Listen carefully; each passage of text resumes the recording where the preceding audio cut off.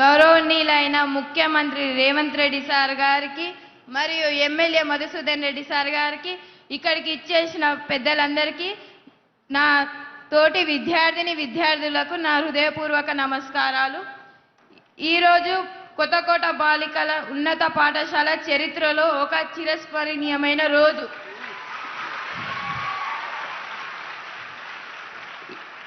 ఈ ఉన్నత భవనాన్ని చూసి మా విద్యార్థుల ఆనందానికి అవధులే లేవు.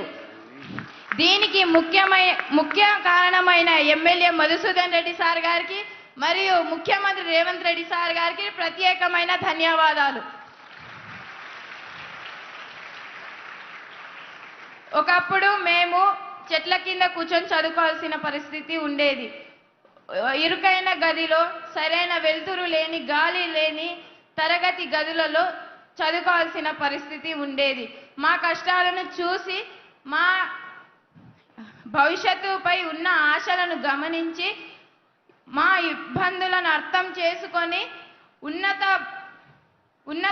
ఈ ఉన్నతమైన భవనాన్ని నిర్మించి అందజేసిన ఎమ్మెల్యే ముఖ్యమంత్రి రేవంత్ రెడ్డి సార్ గారికి మరియు ఎమ్మెల్యే మధుసూదన్ రెడ్డి సార్ గారికి ప్రత్యేకమైన కృతజ్ఞతలు తెలుపుతున్నాము.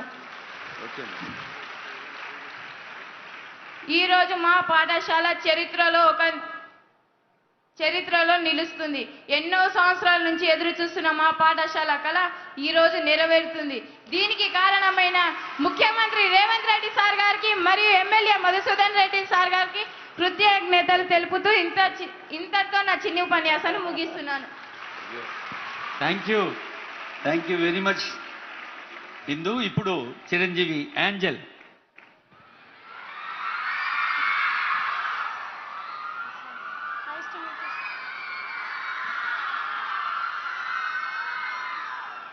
Respected Honorable Chief Minister Shri Revanth Reddy Garu and all the dignitaries and every department and all the students, good evening everyone.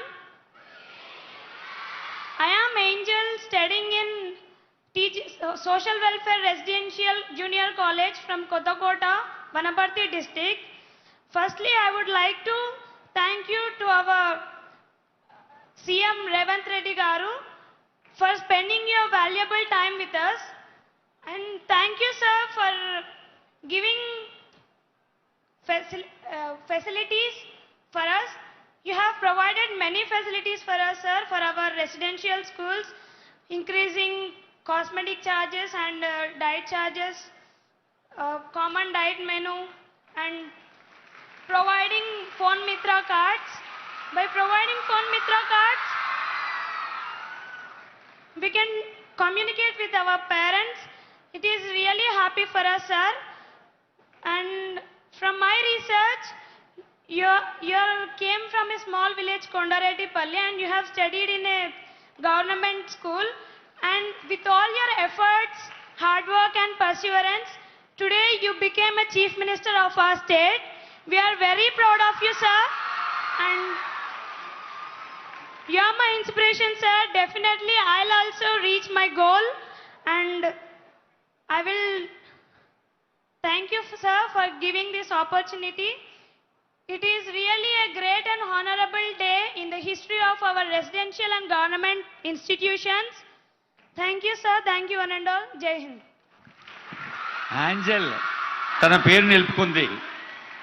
Telangana అభివృద్ధి రథాన్ని విద్య, ఆరోగ్యం, వ్యవసాయం, మౌలిక సదుపాయాల లాంటి అనేక బహుముఖాలుగా విస్తరిస్తూ సాగుతోన్న మన అందరి ప్రియతమ ముఖ్య అతిథి ముఖ్యమంత్రి గారి సందేశం.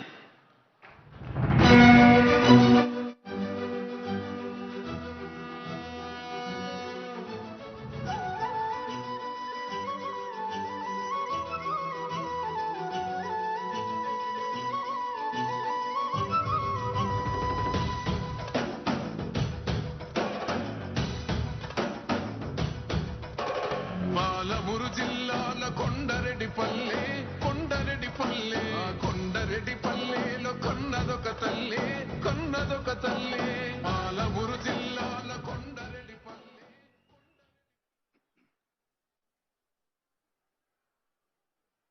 వనపర్తి జిల్లా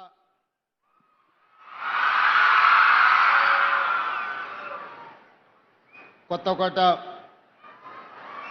మున్సిపాలిటీలో ప్రభుత్వ ఉన్నత పాఠశాల ప్రారంభోత్సవాన్ని నిర్వహించి ఈ కార్యక్రమానికి అధ్యక్షత వహించిన మీ అభిమాన శాసన సభ్యులు జి మధుసూదన్ రెడ్డి గారు, ఈ కార్యక్రమంలో నాతో పాటు ముఖ్య అతిథులుగా విచ్చేసిన మిత్రులు సహచర మంత్రివర్గ సభ్యులు దుద్దిల్ల శ్రీధర్ బాబు గారు, మరో సహచర మంత్రివర్గ సభ్యులు జూపల్లి కృష్ణారావు గారు, ఇంకో సహచర మంత్రివర్గ సభ్యులు వాకిటి శ్రీహరి గారు,